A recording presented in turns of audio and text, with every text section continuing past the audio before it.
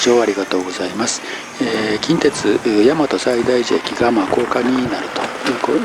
話が以前からありましたけれども、もう少し具体化してきたようです。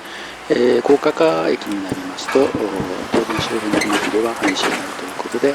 今回は近鉄京都線と近鉄奈良線が合流してからの踏切である、あやめ池第8号踏切の列車通過風景をご覧いただきたいと思います。ではよろしくお願いいたします。